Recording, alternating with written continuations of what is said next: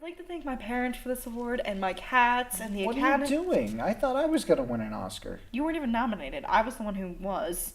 They didn't nominate me? Yeah, I was nominated for Best Supporting Actress in this promo. Sorry, I don't know why you got snubbed. Hello and welcome to the latest episode of On Screen. I'm your host Dylan Wright, and I'm here to take you on a journey through film and television. Before we get into the actual episode this week, I wanted to let everybody know what's going to be happening the next couple weeks. So I recently sat down with Bethany Wade to talk about the Oscars, to see who's going to win, what we think of the nominations, stuff like that. Instead of being a 10-minute episode, we ended up going to almost 40 minutes. So we thought, why not break it up into different parts and release it throughout the month of February? And we're going to make the month the On-Screen Oscars special. It's a very exciting conversation. I really had a lot of fun with Bethany, and we hope that we've entertained you guys and informed you about some of the Oscars picks and who we think should win. There's a lot of great movies. There's a lot of great people that are being honored. So let's get right to it. Pass Dylan, take it away. Talking about the Oscars, I was going to bring in someone who's real knowledgeable on these kind of things. She hosted her own Oscar special last Oscar season, so I figured, why not have her on? Bethany Wade, welcome to the show. How's it going? It's going well, and I'm very excited to talk about this. As Dylan said, I'm very much into more indie Oscar baity films, although I do appreciate the more wide releases. So Last season I had seen all of them. I am ashamed now to say that I saw La La Land more than enough times. Oh, La La Land. But hey, at least we don't have something like that, which is going to just sweep the awards this year. Or maybe, but we'll get into that. Well, The Greatest Showman did try to be the next La La Land, and I don't think it succeeded. They got a Best Song nomination, but, that's about as close as they're going to get. As you and I know about Best Songs, there is one company that I believe comes up with all the great songs, and they, of course, were nominated again. But they didn't win last year because, of course, City of Stars had to win. To Dylan's defense, though, justice was served at the Grammys, as La La Land lost Best Song to How Far I'll Go by Lin-Manuel Miranda, my boy. Okay, love him. But let's not focus on the past because we have a great group of films this year to talk about. Absolutely. This is a really good nomination pool. Usually there's some controversy. There's some people that are snubbed. But I think for the most part, this is a pretty good list of movies and people involved in them. What do you think, Bethany? I think there's definitely there definitely is some legitimate contenders. I do have a couple bones to pick with the Academy this year.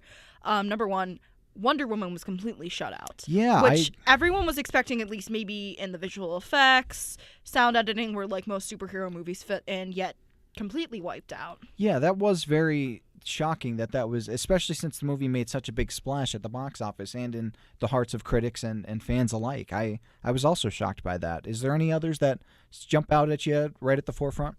This was something that's been ignored. I can't fault the Academy for this one because this is something that's been ignored by all awards this season. But another film that really stood out to me this year was Ingrid Goes West, featuring Audrey Plaza and Elizabeth Olsen. That was something that I really thought could have been like the indie darling that actually kind of swept away and got something, yet completely ignored. I think really, like, if anything to get nominated out of that, Audrey Plaza's performance compared to like what we're usually seeing her with, which like with her new role in Legion, there we go, thank you. Yep. And like, of course, her comedic role in Parks and Rec, like it was something like that really took both elements of that and really showed the best of her abilities. Yeah, I've been hearing good things about Ingrid Goes West. I haven't seen it myself. I know it's on Hulu currently, so I definitely have to check it out. But I know Screen Junkies were talking about how this movie was getting snubbed, and like nobody's been talking about it. But I've been hearing good things. So. Yeah. Plus, I gotta reach out for my Delaware girl, my poor little Delaware girl. There you go. So let's talk about the movies that did get nominated. The Best Picture polls, some pretty good movies on here. You have Call Me By Your Name, Darkest Hour, Dunkirk, Get Out, Lady Bird, Phantom Thread, The Post, The Shape of Water, and of course the amazingly titled Three Billboards Outside of Ebbing, Missouri. So we have some like really obvious ones. Like as soon as Dunkirk got out, everyone knew that was going to end up in there. Because, the Oscars just love a good war film. Absolutely. And you have Meryl Streep, Steven Spielberg, and Tom Hanks in a movie together, so The Post was going to end up on this list. Yeah. What's really worth noting is Get Out, which a lot of people have been polling for, but nobody was really sure how well it was going to play out when it came time for the Oscar nominations. And to see the amount of nominations it was able to get this year, it really shows us how far we've come. Because, you know, just a few years ago, we were dealing with the Oscars So White controversy, and now we have a film that really focuses on, like, the racism in America in the Best Picture category. Absolutely. I think that Get Out has been defying everybody's expectations from the very beginning. You don't know what... You have Jordan Peele, who's been known as this comedian, directing a horror movie, basically. There's some comedic elements in the movie, absolutely, but everybody was like, well, this is just going to be a straight, funny movie. Like, there's not going to be anything that's really impactful from it. But it's been getting some really amazing buzz, and I think it's well-deserved. It's a well-crafted movie filled with some amazing talent. And I'm really happy to see Jordan Peele getting the nod for director, and Daniel Kaluuya, of course, getting the Best Actor nod. I think that they really do. They're a contender to be reckoned with. One movie that I really was shocked by how much I liked was The Shape of Water. I just recently saw it over the weekend, and I'm always a Guillermo del Toro fan. I didn't think Crimson Peak was his best movie.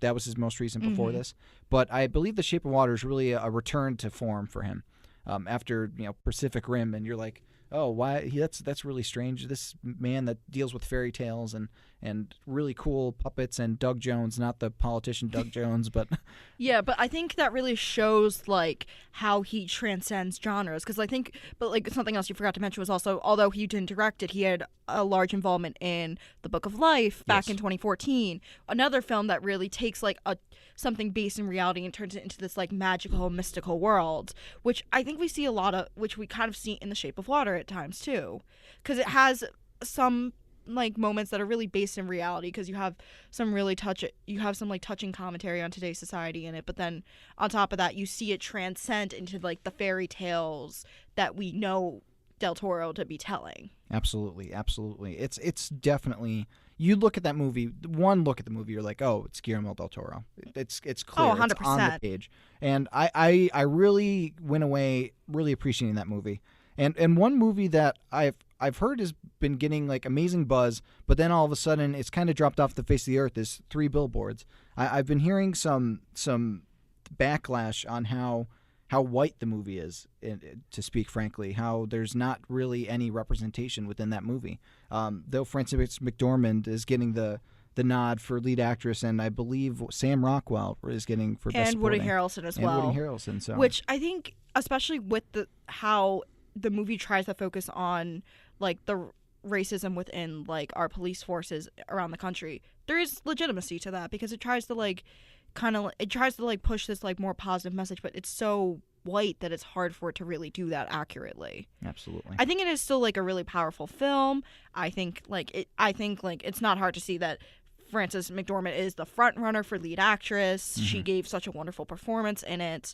But in terms of like what it's done, like for example, I think it also could win original screenplay too, because it tells such a powerful, impactful story. It really has like nails the dramatic moments, but it fails to give you the realism with it at the same time. Yeah, I agree fully. And I'm looking at this Best Picture list, and if I had to swap out one movie for another, I would swap out Darkest Hour for possibly I, Tonya. Because I think Darkest Hour has been glorified as this tour de force for Gary Oldman, but that's all I'm hearing, is that it's just like basically a one-man play featuring Gary Oldman. And to me, that's not exciting filmmaking, whereas I, Tonya takes some really cool creative risks behind the camera as well as in front of the camera. I think that there's a lot of amazing performances, and that the story flows in such a way that even if you knew everything about the Tonya Harding, Nancy Kerrigan story, you're learning something new in this. You're feeling for these characters, and there's such nuance to the movie. And that was the movie that I really felt got snubbed in the Best Picture category. What do you think? I also agree with that. I think it definitely threw it in. If anything, though, I really was convinced the Florida Project was going to end up in there. Yeah. Which, again, another movie that people kind of just forgot about. Yeah. It's showing up in the nominations, and like people are like, oh yeah, that was good. But it's not getting the praise it deserves. Like, I think, if anything, I would cut Dunkirk. Yeah. Because I think that's something well-deserved after everything he's done. That's his first Best Director nod. Exactly, and which a lot of people were surprised, especially after Interstellar, which he got snubbed for, in my personal opinion. But this one, yes, it is one of his best films, if not his best film. I don't think in terms of the film as a whole, though, it deserves the Best Picture nomination. I think it definitely has the Oscar bait pieces that got it its Best Picture nom, but I think the Florida Project is something that shows what everything can do to make a great film. Like, you have a wonderful performance, you have a touching story, you have like a great set, the great scenery, the music is just right.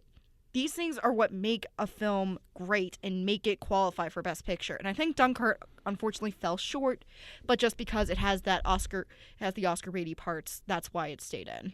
I think to transition into the next category, Dunkirk was really lacking the characters. Exactly. There wasn't anybody really to connect to. Yeah, Harry Styles was in it for like a brief second, but there's nobody that was like, with most war films, you have like, for Saving Private Ryan, like every single person in that platoon had their own character, like Tom Hanks being a school teacher and just like having such a personality, whereas Dunkirk, they're just a sea of people.